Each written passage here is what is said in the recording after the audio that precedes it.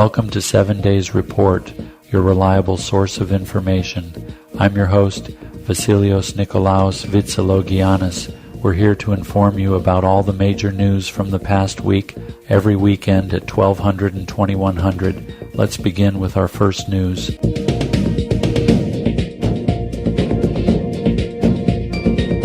Spirit Airlines has filed for Chapter 11 bankruptcy protection as of November 18, 2024, marking a significant moment for the largest low-cost airline in the United States. The airline has struggled with financial instability, reporting losses exceeding $2.5 billion since early 2020 and facing over $1 billion in looming debt payments.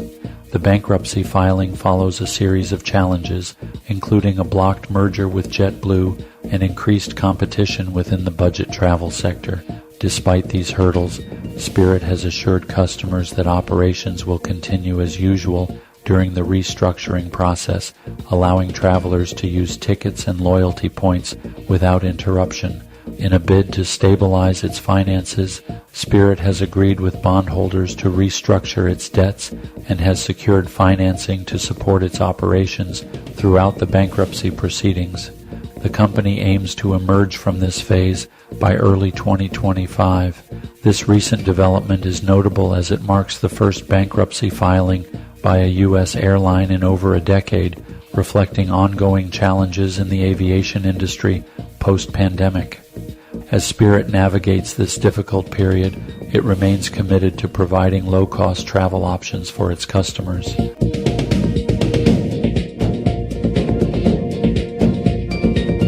Ukraine has reportedly launched U.S.-supplied ATACMS missiles into Russian territory, marking a significant escalation in the ongoing conflict as it reaches its 1,000th day. The Russian Defense Ministry announced that 6 missiles targeted the Bryansk region, with 5 intercepted and 1 causing minor damage at a military site, igniting a fire but resulting in no casualties. This attack follows the Biden administration's recent approval of allowing Ukraine to use these long-range missiles against Russian positions, a decision made just days prior. The Kremlin has condemned the missile strikes, with Foreign Minister Sergei Lavrov labeling them as indicative of a new phase in the Western conflict with Russia, warning that Moscow would respond appropriately to such provocations. President Vladimir Putin simultaneously revised Russia's nuclear policy, asserting that conventional attacks supported by nuclear powers could warrant a nuclear response from Moscow. Ukrainian officials confirmed targeting a military facility, but did not specify the weapons used.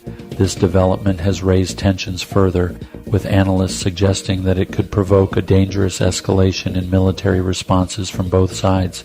As the conflict continues to intensify, the international community watches closely for potential repercussions.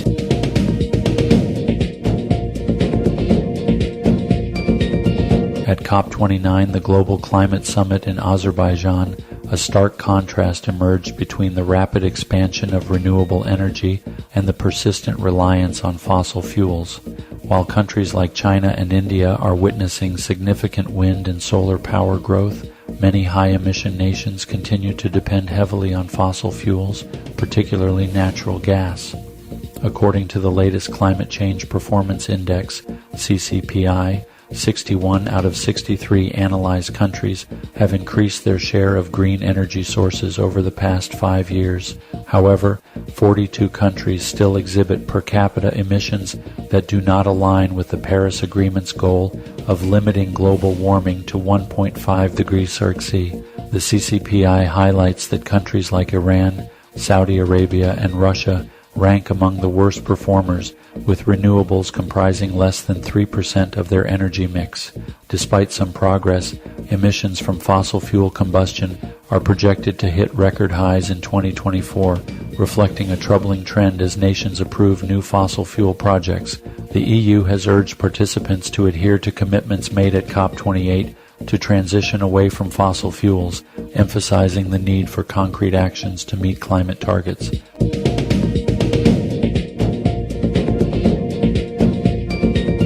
The International Criminal Court ICC has issued arrest warrants for Israeli Prime Minister Benjamin Netanyahu and former Defense Minister Yoav Gallant, citing allegations of war crimes and crimes against humanity related to the ongoing conflict in Gaza. The warrants were announced on November 21, 2014, and specifically accused the two leaders of committing the war crime of starvation as a method of warfare, along with other severe violations during military operations that intensified following the October 7 attacks by Hamas. The ICC's chief prosecutor, Karim Khan, had sought these warrants in response to the escalating violence and humanitarian crisis in Gaza. The court's decision has been met with strong condemnation from Israeli officials, who argue that the ICC lacks jurisdiction over Israel and has acted with bias against it. Benny Gantz,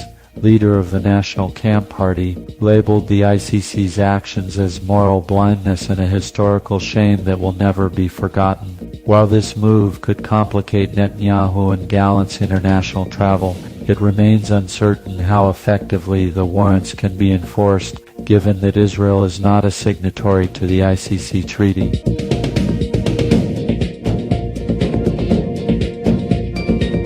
An Israeli airstrike on a medical facility in southern Lebanon has resulted in the deaths of at least 6 individuals, including 4 paramedics. This attack, which occurred on November 5th, targeted a newly established site for emergency services in Arab Salim, according to the Lebanese Health Ministry.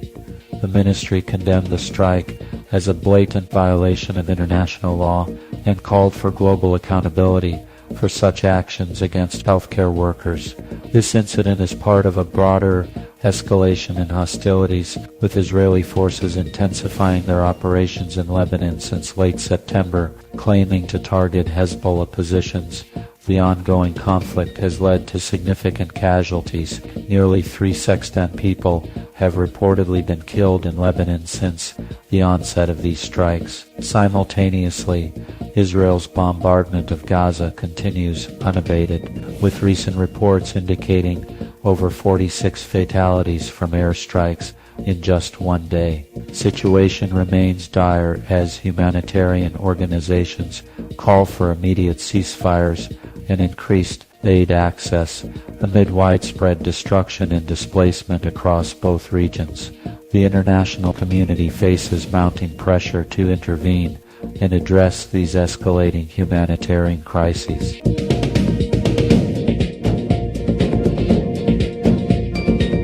Our show has come to an end for now. 7 Days Report will return in a few hours.